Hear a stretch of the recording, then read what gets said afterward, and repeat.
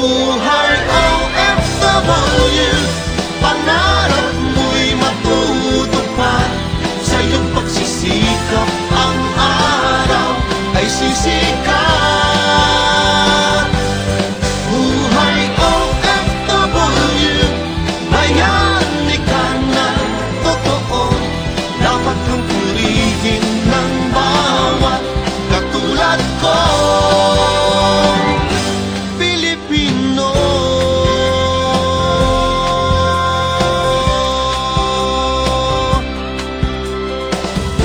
Buhay OFW.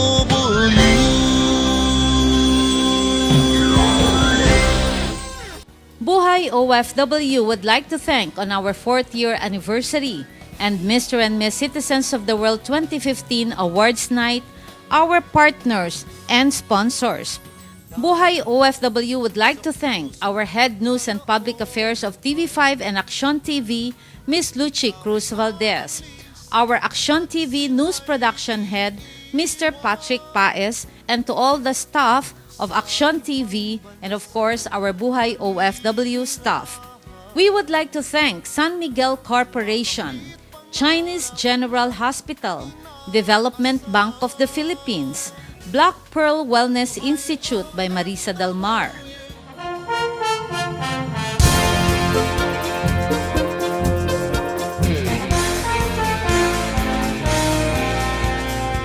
Sa ika-4 na anibersaryo sa himpapawid ng Buhay OFW, gusto po naming pasalamatan ang lahat ng mga overseas Filipino workers na buong pusong nagbahagi ng kanilang mga kwentong OFW para makapagbigay ng inspirasyon sa ating mga kababayan. Magandang gabi po sa inyong lahat. Ako po ang inyong kapatid, Marissa del Mar. At ito ang Buhay OFW. Ngayong gabi, sama-sama po nating saksihan ang 2015 Buhay OFW, Mr. and Miss Citizens of the World at atin pong ipagdiwang ang kahusayan ng mga Pilipinong migranteng manggagawa sa buong mundo. Bayani ka ng totoo. Dapat kang purihin ng bawat katulad ko. Handa kang magpaalipin sa ibang bayan. Ito ay alang-alang sa minamahal. Isusugal ang buhay kung kailangan nang ang mga minimithi ay makamtan. Buhay OFW, pangarap mo'y matutupad. Sa iyong pagsisikap, ang araw ay sisikat.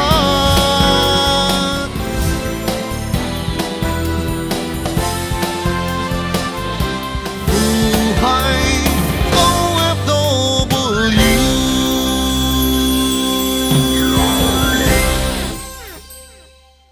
Buhay OFW.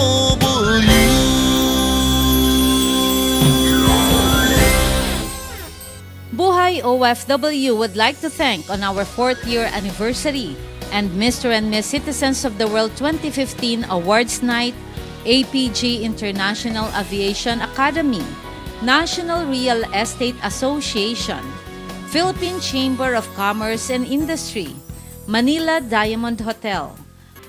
Good evening once again, ladies and gentlemen. On the celebration of the 4th year anniversary of Buhay OFW with Miss Marissa del Mar, we are proud to present to all of you this year's Final 8 for the Buhay OFW Mr. and Miss Citizens of the World 2015. Starting off with Captain Glicerio Gunanan from Pampanga City. Magandang gabi po sa inyong lahat. Maraming salamat po sa mga organizers ng Mr. and Miss Citizens of the World 2015, sa mga sponsors, judges, guests, at sa lahat ng tumulong para maging successful ang event na ito. Ako po ay si Captain Glicerio Cunanan, retired na, at ngayon ay ini-enjoy ang buhay kapiling ng mga mahal ko sa buhay. At don't stop till you reach the top. Muli, maraming salamat po, lalo na kay Ma'am Marissa del Mar, na talaga namang napakaganda. Thank you very much po. Thank you. Our finalist number 2 is from the city of Manila. Please welcome Mr. Aniceto John Bertiz III. Magandang gabi po sa inyong lahat. Sa dami-dami ng negosyo, bakit recruitment agency pa ang naisip ko? Kasi ang ama ko ay isang OFW at ako ay isang OFW ng mahigit sa 10 taon. Ito ang aking naisip upang makatulong sa mga kapwa natin Pilipino na nagnanais magkaroon ng trabaho sa ibang bansa. Bakit recruitment agency? Dahil sa dami-dami ng ini-exploit tsaka mga binibigyang problema nito. Dahil alam ko, mayroong pag-asa sa aming industriya na babago at malipo lahat ng illegal recruitment activities. Ito ang aking pangarap na darating ang araw ay wala nang mga kapwa nating Pilipino na mamamaltrato, hindi mapapasahod, o bubuhusan ng mainit na tubig sa likod. Ito rin ang aking advokasya upang matigil na ang human trafficking sa ating bansa. Bakit kamo? Hindi lang po pagtulong sa nangangarap mag-abroad ang aking advokasya. Pati po ang mga nagre-retirong OFW, tinutulungan namin na magkaroon ng hanap buhay. Sana po, ang hiling ko lang sa ating mga mahal na nasa gobyerno, bigyan ho natin ng importansya ang ating mga mahal na OFW. Kung may polisiya ho kayong dapat na ipatupad, konsultehin nyo ang hanay ng mga OFW. Maraming salamat po. John Bertiz, to God be all the glory. From Candelaria Province of Quezon, a round of applause for Miss Luningning Predilla Bebit, our finalist number 3. Maliwanag at nagniningning na gabi sa inyong lahat. Ako po si Maria Luningning Predilla Bibit, tubong Candelaria, lalawigan ng Quezon. Ang aking pagiging OFW ay ginampanan ko ang pagiging tunay na Pilipino na ipinakita at pinadama ko sa ating mga kapwa Pilipino sa ibang bansa na tayo ay mapagmahal at maaruga sa saan man dako tayo mapunta. Yun lang po at maraming salamat. Another pride of Pampanga City. Let us all welcome finalist number 4, Mr. Benjamin R. Adona. Magandang gabi po sa lahat na nandito po sa ating mga kagalang-galang na guest. Unang-una rin po, nagpapasalamat po ako sa bumubuo po ng programang ito na pinangungunahan po ni magandang binibining Marissa del Mar po. Umalis po ako dito sa ating bansa sa edad na 27 hanggang nag-retired po ako ng 60 years old. So, akala ko po sa tagal po ng panahon na pagtatrabaho po sa abroad, akala ko po lagi na lang pong magtatrabaho hanggang sa mag-retired. Hindi ko po akalain na meron pong ganitong mga okasyon na kumikilala sa aming mga pinaghirapan po sa ibang bansa. So, yun lang po ang masasabi ko. Marami pong salamat at magandang gabi po sa ating lahat at sana po gabayan po tayo ng ating may kapal. Maraming salamat po. From Quezon City, our finalist number 5, Captain Nef Rubio Faculin. Unfortunately, Captain Faculin cannot join us tonight because his contract was extended for another week and his wife is currently under the weather. Our finalist number 6 comes all the way from Florida, United States of America, but is a native of Pandi, Bulacan. Ladies and gentlemen, Miss Angelica Rodriguez Ligas.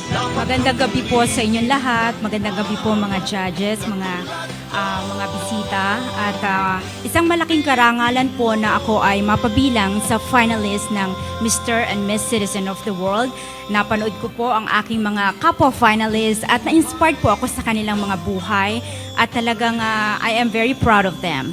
So, malaki pong karangalan na ako po ay nandito makasama nila. Again, nagpapasalamat po ako sa lahat na nandito at maraming salamat po sa pagtitiwala sa OFW. Maraming salamat po kay Ma'am Marissa at pagpalain po tayong lahat. Maraming salamat po.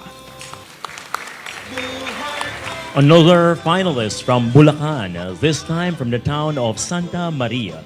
Please welcome finalist number 7, Mr. Ronaldo Torres. Isang magandang gabi po sa inyo lahat. Unang-una, ako po ay lubos na nagpapasalamat sa bumubuo ng programang Buhay OFW kay kapatid Marissa del Mar at sa mga taong nasa likod ng programa. Ang inyong napakahalagang team ay napakalaking bagay upang mas mabigyang buhay ang bawat istorya ng mga OFW. Higit na pasasalamat sa ating Panginoon na isa sa nabigyang pansin ang aking istorya na maging finalist sa gabing ito.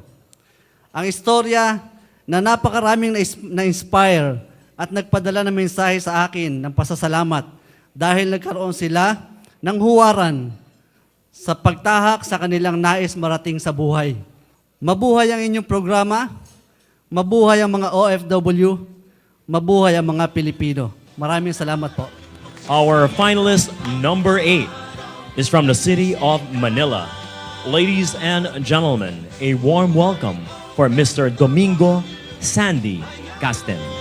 Good evening, ladies and gentlemen. I am Domingo Casten, finalist number 8. I would like to thank Jesus for giving me strength to qualify in this competition of OFW live stories.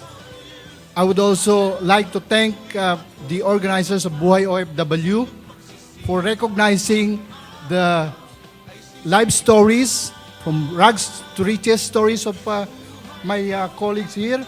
I appreciate the way they live their life. Salamat sa aking pamilya din po.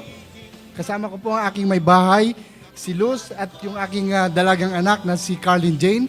Alam ko, malayo ang mararating ng Pilipino. Salamat po. Magandang gabi din. Ladies and gentlemen, Buhay OFW with Ms. Marissa del Mar is proud to present to you the final 8 for the 2015 Buhay OFW Mr. and Miss Citizens of the World.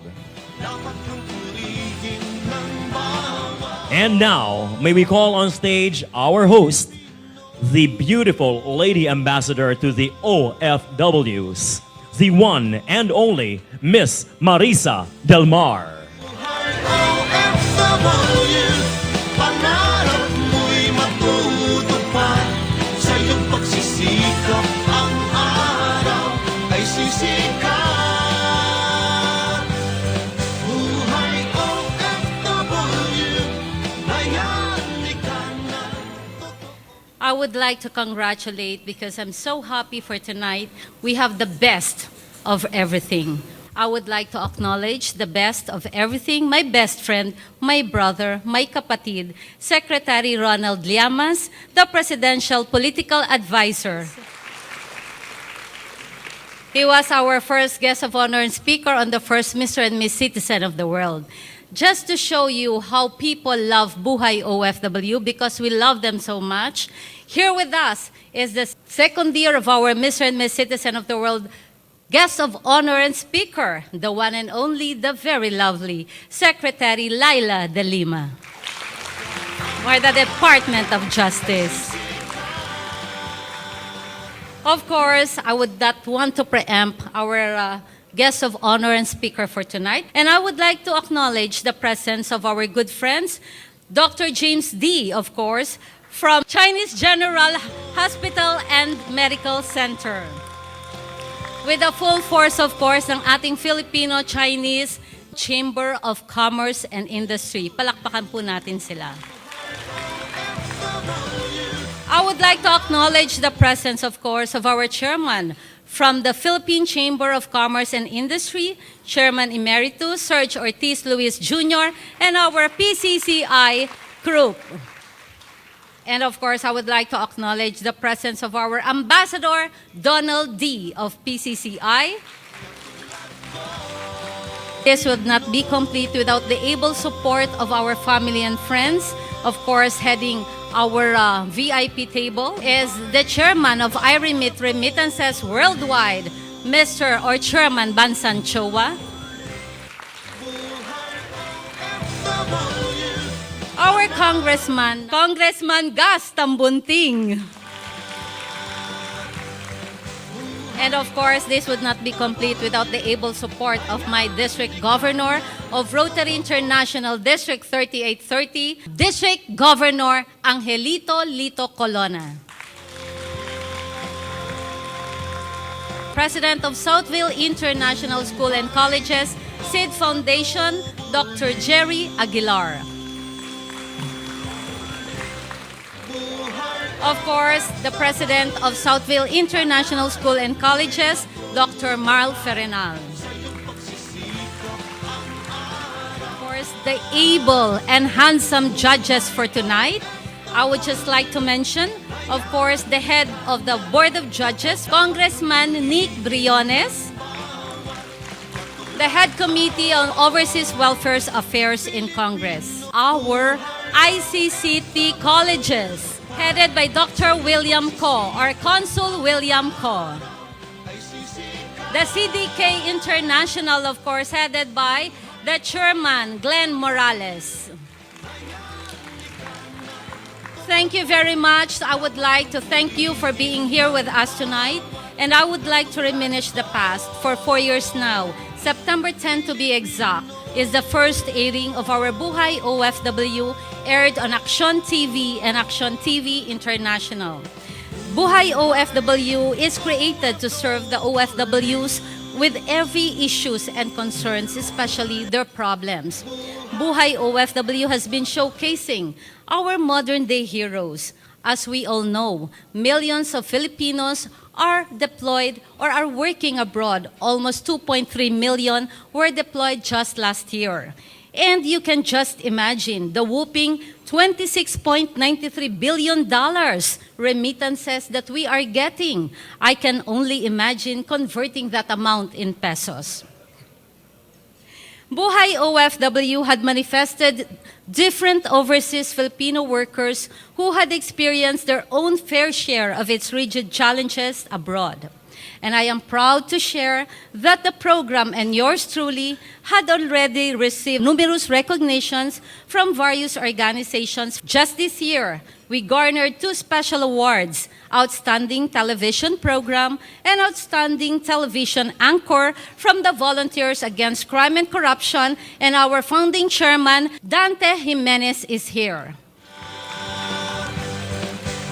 Today, as we celebrate the program's 4th year, we also celebrate the success of our beloved overseas Filipino workers. The search for Mr. and Miss Citizens of the World aims to promote the Filipino culture and heritage as a foundation of world citizenship. This year, we have 8 outstanding candidates for this search who have different stories which will truly touch our hearts. The amazing experience of hosting Buhay OFW has given me a sense of purpose in the lives of our beloved overseas Filipino workers, our modern-day heroes. It's like I'm helping them in my own little way. The show has received a very positive feedback worldwide. In conclusion, I would like to thank each and every one of you who have spared your most precious time in joining our Mr. and Miss Citizens of the World Awards Night for tonight and for celebrating the 4th year of our Buhay OFW TV. I would not be here without the able support and the loving caress and loving touch of my parents, Mr. and Mrs. Napoleon Magsino Sr., and my beautiful mom, Angelita Magsino. Of course. And I would like to express my gratitude also to Black Pearl Wellness Institute by Marissa del Mar, silent, because we will be having a grand raffle tonight and it will be worth 55,000 pesos, Supreme Night Cream with a 24-karat gold. And this will be launched on September 16 at Glorieta 5, 3rd floor. And all those beautiful ladies and handsome guys who would like to stay young, beautiful, and vibrant, be with us. Black Pearl Wellness Institute at Glorieta 5. Thank you very much, my Buhay OFW family. Thank you very much. And we love you, especially to my staff, to Director Lala, to EVP Nitz Magsino. I love you all. Buhay OFW.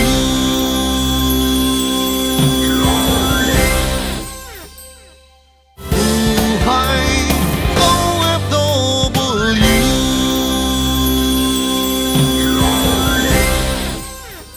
Buhay OFW would like to thank on our 4th year anniversary and Mr. and Miss Citizens of the World 2015 Awards Night, Mega World International, Philippine Veterans Bank, iRemit Incorporated, ICCT Colleges, Mayor Edwin Olivares of Parañaque City, OFW.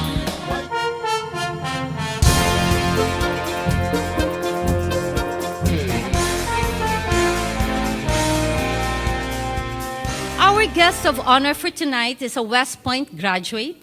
He took up law and eventually retired as a major after passing the bar.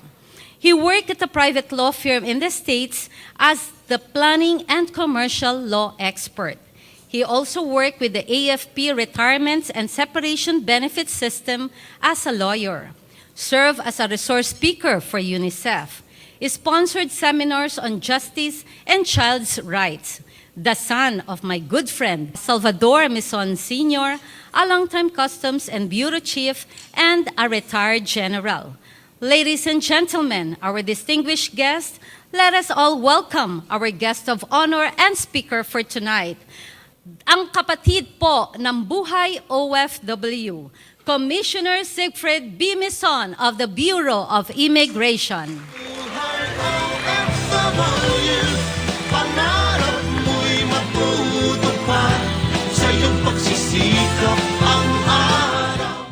Marissa del Mar, the brains behind this activity, our friends from the Executive Department, Secretary Llamas, sir, Secretary Lala de Lima, ma'am, friends from the Legislative Department, Congressman Tambunting, sir, Congressman Briones, sir, friends from the private sector, led by my ninong Dr. James D., Chairman Cho of iRemit, Donald D., of course, my good friend Alex Lacson of Kabayanian Foundation. Too many to say tonight, but other distinguished guests, ladies and gentlemen, magandang gabi po sa inyong lahat. I'm sure not too many of you are aware that I was once a worker abroad. I used to work in Chicago, USA for about 2.5 years. I studied abroad for about 4 years. And let me just share my own experience when I was abroad. It's nothing compared to what I've heard tonight, but just allow me in context to share my own personal experience. You know, in Chicago, sometime in 2006 or 2007, on a cold December night, one of our hot water pipes got busted in the apartment. And for 3 days, we did not have hot water. And that was December in Chicago. But I kept using the cold shower every day for that 3 days. And then when I shared this story to my office mates, they all said, "Why are you doing it? Why can't you just check in a hotel and then take a shower there? Hot showers." I said, "Do I really have to? I will have to spend extra, and water is water." And to me, it's a reflection of who we are, because we as Filipinos, we are resilient. Whatever we get, whatever is given, we can make do. That's a value of the Filipino. Rewind 28 years ago, when I was still a cadet, we share a room with, obviously, with an American classmate. And every weekend, we try to get out as far away from the academy. Some of my classmates and roommates will go to New York City, party all night. In my case, I go to a Filipino family because I miss Filipino food. And every Sunday, we have to go back to barracks, and I always bring back Filipino food. So one day, one weekend, I came back. I have adobo with me. My roommate, who was from Boston, he said, "Hey, Freddie, what's that?" I said, "This is adobo. You want some?" He said, "Sure." So he took a bite, liked it. Same thing, about 2 weeks after, brought some food from the Filipino family, and then my roommate said, asked me, "Hey, Freddie, what's that?" And I said, "Oh, this is sinigang. You want some?" "Sure." And he had some of our Filipino sinigang. However, there was that one weekend where I failed to bring my own food. And that was Sunday night. And then I saw my roommate already there. And he was eating pizza. And I asked him, "Hey, Ronnie, what's that?" "Oh, this pizza." "What kind of pizza?" "It's a pepperoni pizza." "Ah, okay." I was waiting for him to offer. And since I was so hungry then, I tapped him at his back and asked him, "Hey, Ronnie, aren't you going to offer me?" He said, "No." And then I gave him a lesson on how we are as a people, how we are as Filipinos. I said, "Hey, you know, Ronnie, in the Philippines, no matter how little food we have, no matter how small our house is, we will always share. We will always offer to our friends, neighbors, relatives, and sometimes even strangers.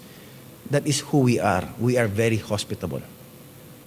So what I'm trying to say here is that there are so many Filipino values that we can really show to our friends, neighbors, to our foreign friends. Resilience, hospitality, and of course, bayanihan. We in the Bureau of Immigration, they say that our immigration officers are the face of the government, face of the country for our tourists. What we say, what we do, will affect how tourists will see our country. First impression, so to speak. On the other hand, we may as well consider all of our overseas Filipino workers as our unofficial and perhaps real ambassadors of our country to the rest of the world.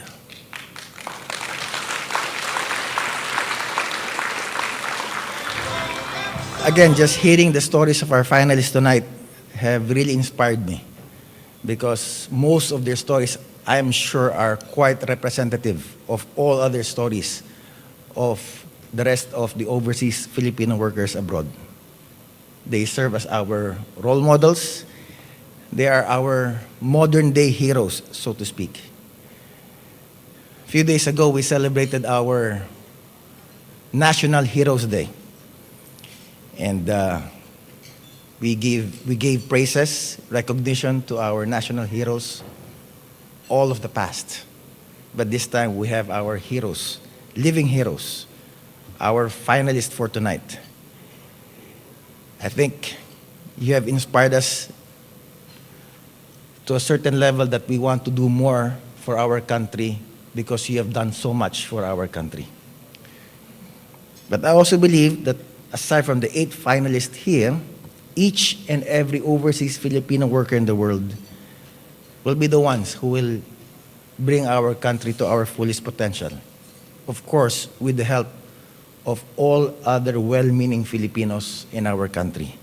This is what we need: collective effort, bayanihan. There will be more overseas Filipino workers in the future.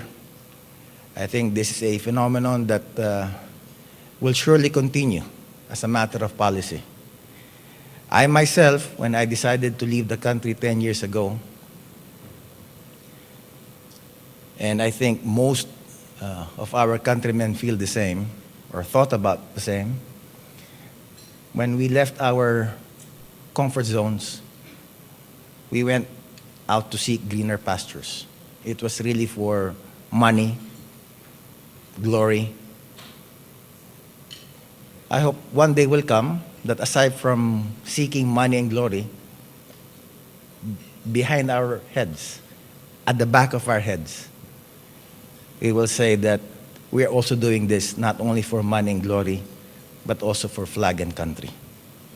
Because what we do, what we say, will reflect on who we are as a Filipino and as a country. Mabuhay ang Pilipino, mabuhay ang Pilipinas.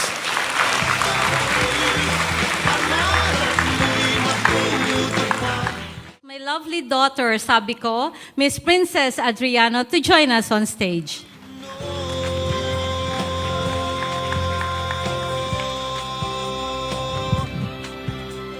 Buhay OFW with Marissa del Mar presents the Certificate of Appreciation for the Mr. and Miss Citizens of the World 2015, presented to Honorable Siegfried B. Mison, Commissioner, Bureau of Immigration, for sharing his valuable time as our guest of honor and speaker for the search of Mr. and Miss Citizens of the World 2015 Awards Night, given this 5th day of September 2015 at the Grand Ballroom, Manila Diamond Hotel. Host, Buhay OFW TV, President Millicent Productions Inc., Marissa del Mar. Thank you very much, Commissioner Fred Mison. Palakpakan po natin. Thank you very much. Good evening, Commissioner. Good evening. Good evening, friends. Good evening, Final 8. It is truly an honor for me to be a part of the annual Buhay OFW Mr. and Miss Citizens of the World. And tonight's event is doubly special because we are celebrating the 4th year on television of our TV program, Buhay OFW with Marissa del Mar. Hindi lamang po sa local television, but we are also airing international in over 10 countries. Wow! Congratulations, Mother! At sa ating mga minamahal na overseas Filipino workers around the world, hats off po sa inyong lahat. Of course, thank you very much, Princess, and of course, Commissioner Fred. Buhay OFW.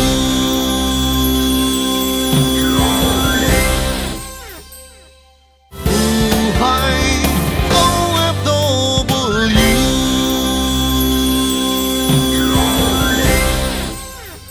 Buhay OFW would like to thank on our 4th year anniversary and Mr. and Miss Citizens of the World 2015 Awards Night, CDK International Manpower Services, San Marcelino Medical Center, EGI Ganson Inc., Southville International Schools and Colleges. We would like you to help us in giving the plaque of appreciation to our finalists. Sa ating 8 finalists, and may I call on the lovely Secretary Laila de Lima to please join us on stage.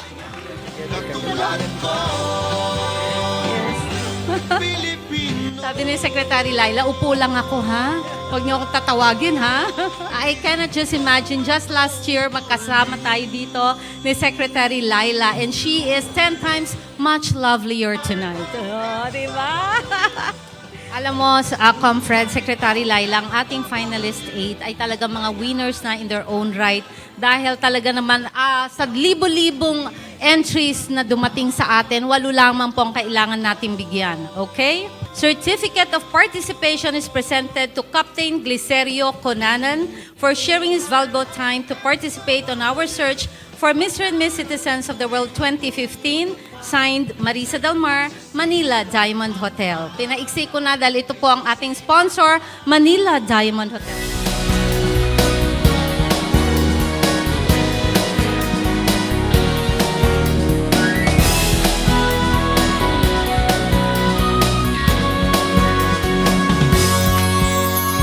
Laban man sa puso't kalooban, ikaw ay aalis at sila'y iiwan.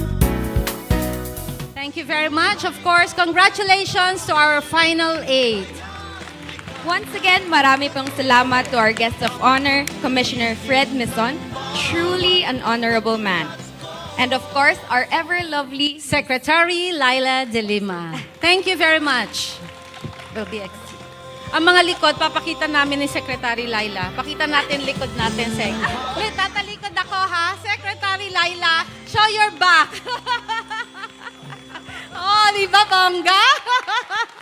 Thank you. Laban man sa puso't kalooban. Buhay OFW.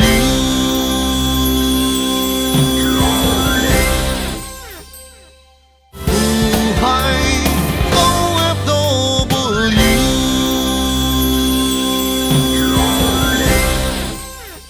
Buhay OFW would like to thank on our 4th year anniversary and Mr. and Miss Citizens of the World 2015 Awards Night, Sights and Sights Outdoor Advertising, WCU Training Center, Jobs 101 HR and Consultancy Services, our very own Rotary Club of Makati Nilsen, District 3830. Buhay OFW would like to acknowledge some important people who are the primary movers of the wheels of our economy. Kung ang remittances ng ating mga OFWs ang pangunahing dahilan kung bakit maganda ang ekonomiya ng ating bansa, these people naman po are the forces behind the continuous progress of our country. At this point, may we call on Ms. Marissa del Mar to give the special awards. May I call on Secretary Ronald Llamas? And of course, again, our Secretary Laila de Lima. Thank you. Ayan, kita mo. Ang gaganda ng mga kaibigan ko. Ganda na, gwapo pa. We are honored to present this special awards to people who have shared their talents and blessings to make our country a better place to live in. To help us present the special awards, of course, kasama na natin ang ating Honorable Secretary of the Department of Justice, Secretary Laila de Lima, and the Presidential Advisor on Political Affairs, ang aking kapatid, Honorable Secretary Ronaldo Llamas.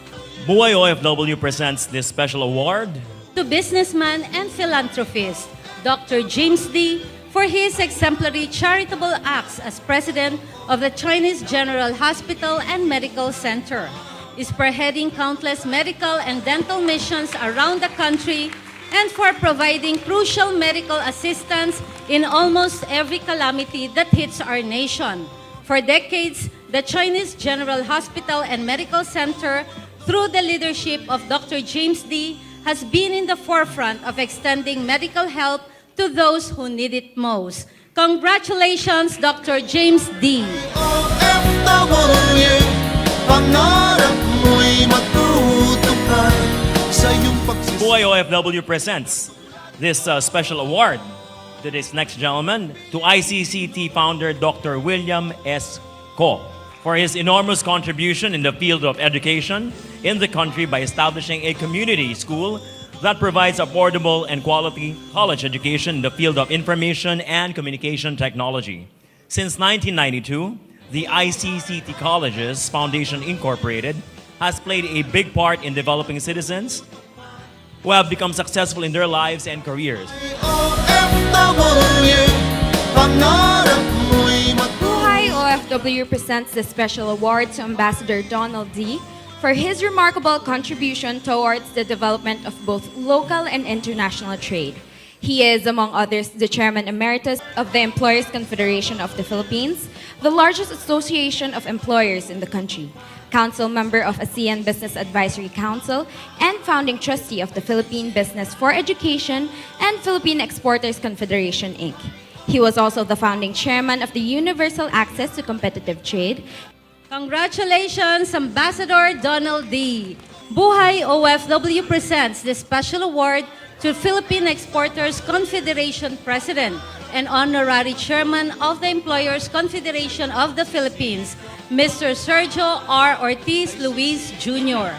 He is, among others, the Chairman of the Philippine Chamber of Commerce and Industry, Vice Chairman of the Export Development Council of the Philippines, and Vice Chairman of the Philippines Small and Medium Scale Enterprises and Development Foundation. His exceptional contribution as Chairman, Director of various business, government, socio-civic, charitable, and non-government organizations has given him the distinction as one of the prime business movers of our country.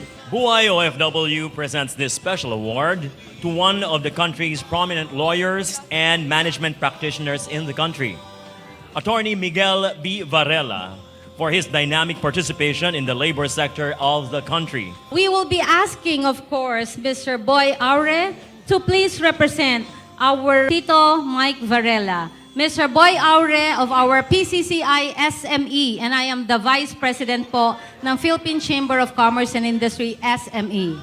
Yes, ayan ang extension ng ating Small Medium Enterprise ng Philippine Chamber. Congratulations po.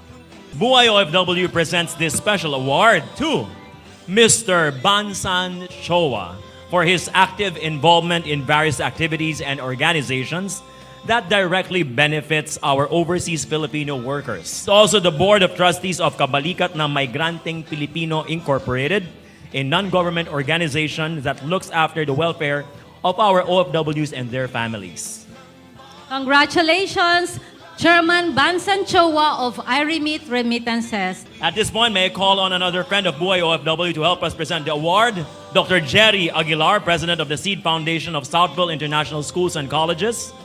Buhay OFW is proud to present this very first Buhay OFW Natatanging Anak OFW Award to Ms. Kay Morales, who credits her success as an international fashion designer to the love, inspiration, and hard work for her OFW parents had showed her as formula for success.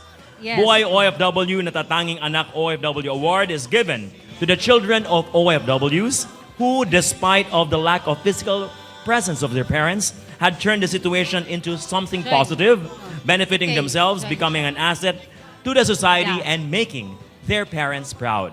And of course, ang gown po ni Miss Princess Adriano is no less than designed by the international fashion designer, Miss Kay Morales. Thank you very much, Kay. Okay. Congratulations. And of course, I would like to give back the support and the love to our chairman of CDK International, Glenn Morales. Please stand up.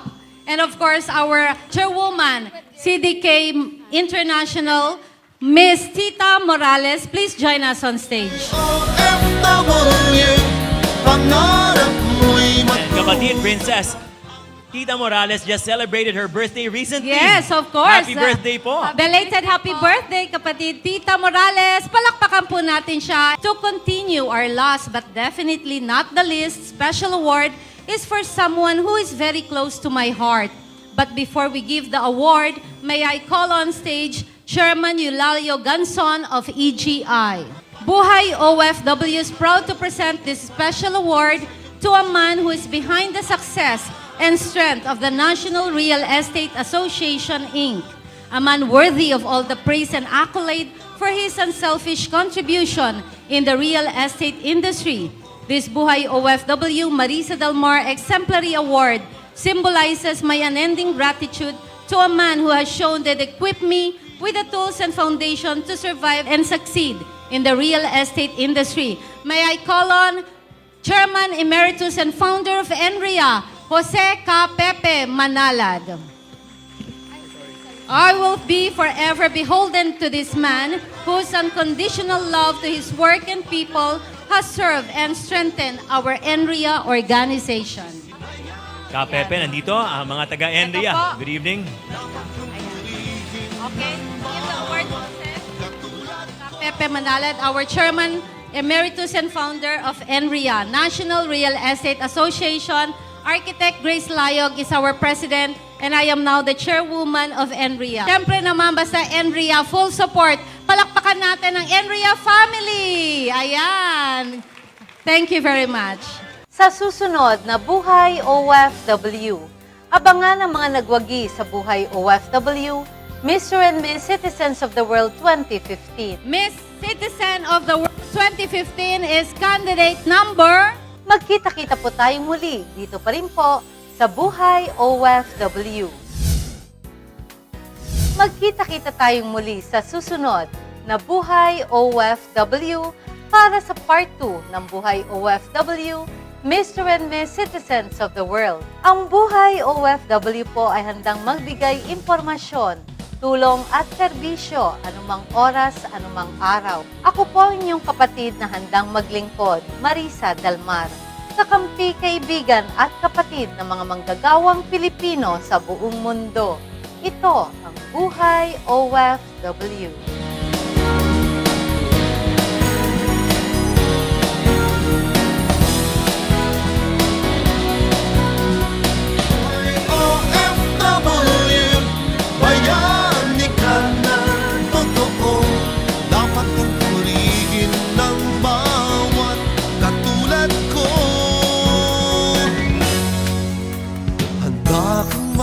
paalipin sa ibang bayan. Ito ay alang-alang sa minamahal. Isusugal ang buhay kung kailangan nang ang mga minimithi ay makamtan. Buhay OFW, pangarap mo'y matutupad. Sa iyong pagsisikap ang araw ay sisikat. Buhay OFW, bayani ka na totoo. Dapat purihin ng bawat katulad ko, Pilipino. Ate Kuya, inay, itay, kapatid